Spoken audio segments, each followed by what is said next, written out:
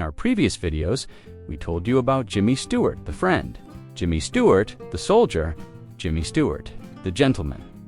But there was another dimension of Jimmy Stewart that most people never talk about, a deeper dimension, the more complex, more melancholic folds of his soul, the ones we had never seen on screen before.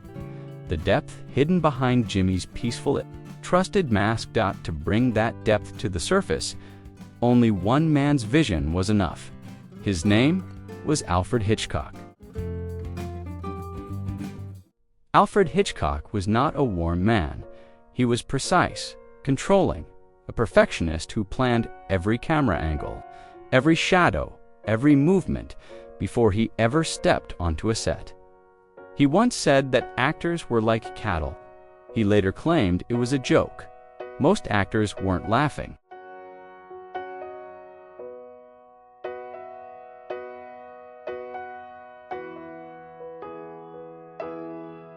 And then he found Jimmy Stewart. And something clicked, because Hitchcock understood something that most directors missed. Jimmy Stewart was the most trusted face in America. When Jimmy walked into a room, on screen or off, people believed him. Instantly, completely, and Hitchcock knew exactly what to do with that trust. He was going to betray it, slowly, carefully, brilliantly. He was going to take the most honest face in Hollywood and drag it into darkness, and audiences would follow. Because it was Jimmy, because if Jimmy was doing it, it must be all right. They made 4 films together between 1948 and 1958, and each one went somewhere darker than the last, 1948. The first film was called Rope, and Hitchcock chose it as a technical experiment, unlike anything Hollywood had ever attempted.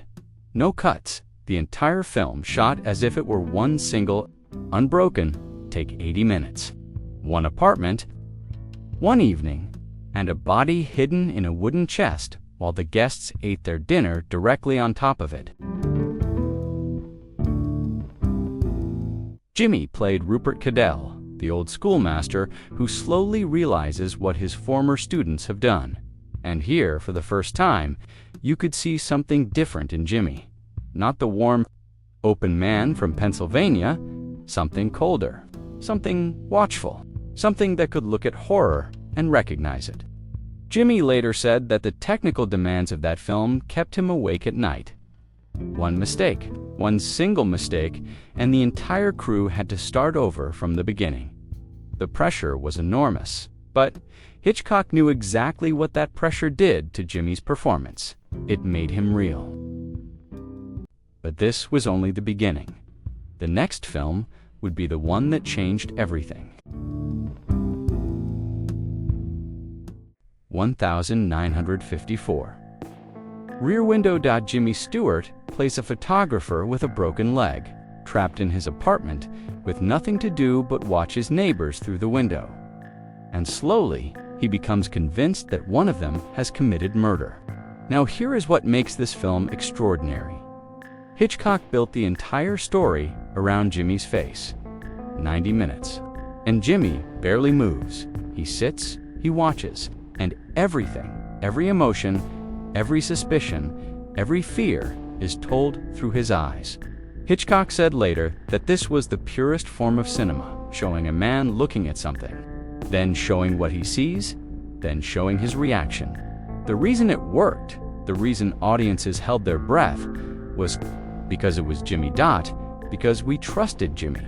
And so when Jimmy was afraid, we were afraid. When Jimmy suspected, we suspected. When Jimmy was in danger, we felt it. Behind the camera, however, things were not always quiet. People in neighboring studios could hear them arguing. Hitchcock wanted control. Jimmy wanted truth. And somehow, in that tension, they created something that has never been equaled. Jimmy Stewart himself said that Rear Window was his favorite of the 4 films. Watch it again sometime, watch only his eyes, and you will understand why. 1956. The man who knew too much.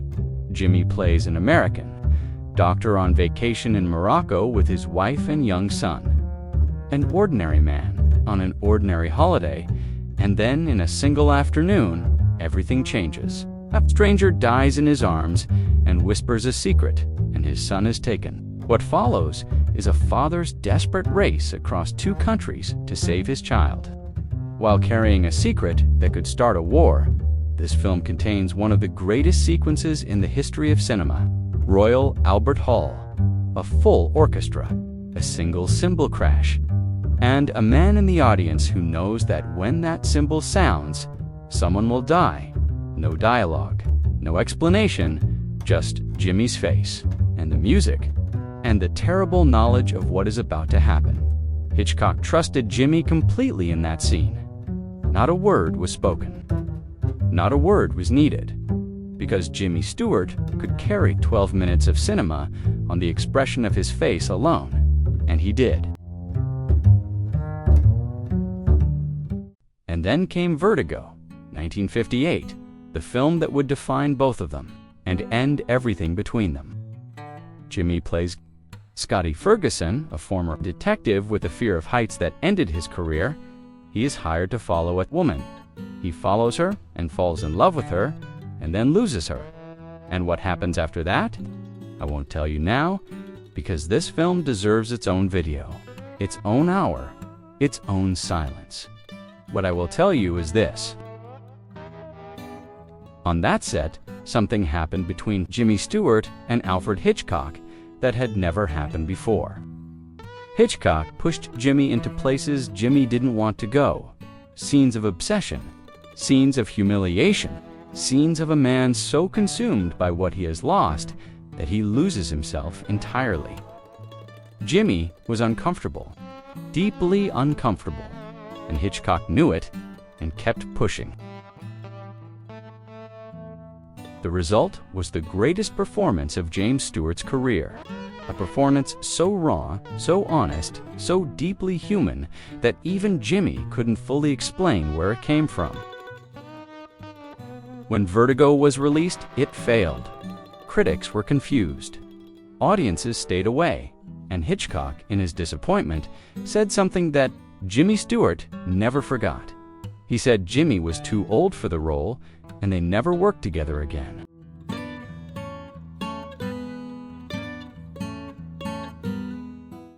The year after Vertigo, Hitchcock made another film, North by Northwest, a thriller, an adventure.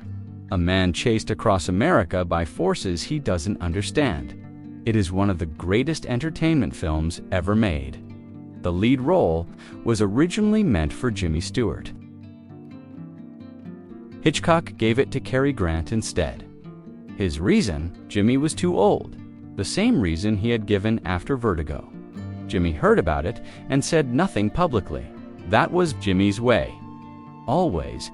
But people who knew him said he never quite forgot it. Years later, when asked about Hitchcock, Jimmy always spoke with respect. He was the master, he said.